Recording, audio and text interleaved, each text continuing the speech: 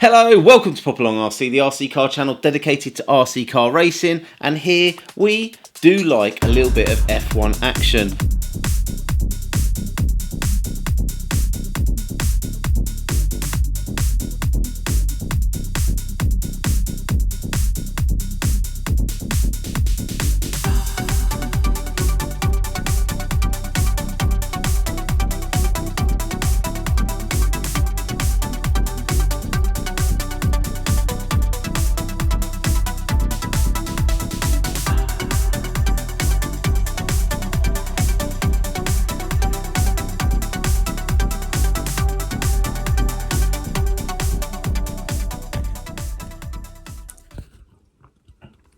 Okay, so in this video we are on the second part of building up the Tyrrell six-wheeler, and I was on and ahhing as to how I go about doing the shell, and then I kind of thought to myself, do you know what, let's do this properly for a change. Mark's always given me a hard time about rushing my paint schemes, especially with cars that I'm going to race, but my mindset is if I'm racing it, it's going to get smashed up and scuffed up, so I don't want to spend too much time on it. However, for this build, I thought I would take my time, put a little bit of effort into painting up the driver and see if I can get it looking good. And then as we come on a bit later on, we go on to doing the shell for the car. Do I stick with the box stock, or do I go with something a little bit different? So for the face, I was using Warhammer paints actually. Some of the colours I was using straight out of the pot, but as you can see here, other colours I was mixing to try and get different flesh tones, just so that I can make this look as realistic as possible. At this stage, I'm not really that fussed about how detailed it is, and if I go over the lines and things like that, because I'll be touching it all up again later. What I really wanted to do was just make sure the pigments and the colours that I was using had a really natural sort of flesh tone to them. And then shortly I'm going to get onto the eyes, but again, I'm not really fussed if I go over the lines, because with these paints it's really easy to sort of touch them up and fix them once they're done. So this here is a oil wash which I'm using, and again this is just adding a little bit more vibrance, a little bit more contrast to the face. Hopefully it should pick out some shadows. I'm actually using this oil wash quite thin, and I'm now painting over the top of it. Again, wet in wet, so the colours kind of bleed in a little bit. Where I've put the wash on, it has really darkened it up, but I want to create contrast and I want to create natural tones, so I'm going to sort of come back in with the highlights. Actually quite enjoyed this whole process, and whilst I was doing this, I actually got my son to paint the rest of the driver for me.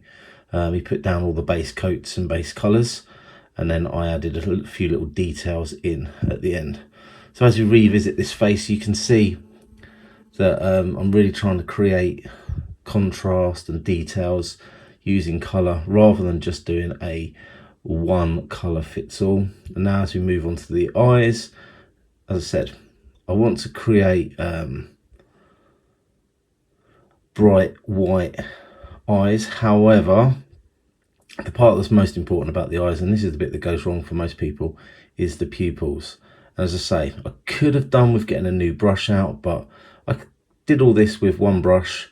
This brush isn't the best brush in the world, and as I say, I'm not fussed about if I make mistakes with these first colours. This is a really vibrant blue going over that white, and it means it's going to be really, really bright, but I intend to add in some darker tones. So again, here we've got the shadows, so it's a darker blue, which again makes the eye look a little bit rounder, makes the pupils look a little bit more natural. As you can see there, I'm putting a darker colour at the top. I'm still leaving some of that lighter colour exposed. By putting the base colour down first, it allows me to sort of line up the pupils and make the eyes look as natural as possible. And then once I've done it this way, I can guarantee that the eyes don't look like he's cross-eyed or anything like that. And then I can come back in with the flesh tones afterwards and just touch it up. And then what I'll do once I've done this is I'll add some highlights again on top. So lots of layers, probably spent far too much time messing around with this face. But by the time I got to the end, I'm actually quite happy with how it came out. Again, here I'm just adding in some base colours, and then I'm going to come in with a few little more highlights just to really make those eyes stand out. This isn't the first time I have painted a Tamiya face like this. I also did it for my BT's car, which I ran at the Iconic Cup. I spent quite a bit of time on that one, probably not as much as this, but I'm really pleased with how that one come out. I think color wise much more vibrant with this painting job. So if you are interested in the colors used, I'll pop it in the description down below, so that you guys can have a go at doing this.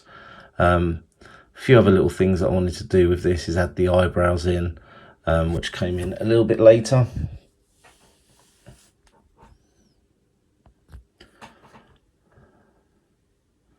Again, I was working sort of wet paint in wet, and yeah, really happy with the process. So why we carry on painting here, just talking about this car. Actually, what am I going to do with it? Am I going to run this car, or is this going to become my first ever shelf queen? It is a lovely piece of kit and I'm really enjoying the build, but now we're getting towards sort of the end. It is starting to look really nice. Well, now that the shell's on and now that the figure's sort of looking as nice as it is. So next up, moving on to the sort of helmet, I decided to go with the blue, and here is my son just touching up the figure for me. Again, it's important that you create those highlights, and then I've come in and I've added the head to it, and then I'm going to touch up my son's painting and make it a little bit cleaner and crisper. Now for this, the car comes with two possible drivers, and I chose the one with the most interesting helmet because I quite like the stickers, and I thought putting these stickers on just made the driver look so much better.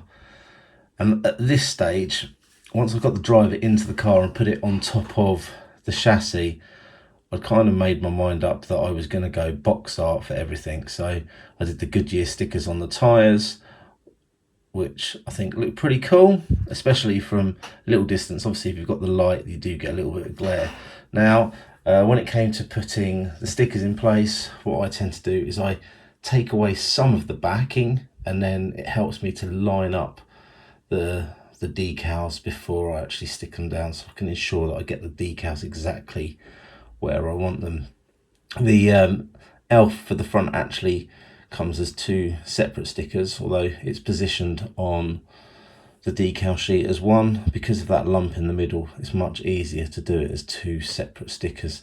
And in fact, I could have probably got away with doing three and done all three letters separately, but again, using this little technique of only half taking off the decals allows you to get it into position on the backing. You slide it into position and then you peel it off once you've stuck it down. Really happy with the look of this car actually, and as I say, I'm a bit torn. I do want to run the car, but I'm just so pleased with how it's turned out, and the driver looks ace, the stickers look ace. It's a stunning looking car, and it would be a shame for me to smash it up on the racetrack. That being said, every car in my collection as it stands has been raced, so I feel like I have to race this car. So pop it in the description down below. Do I take this car racing, or do I stick it on the shelf?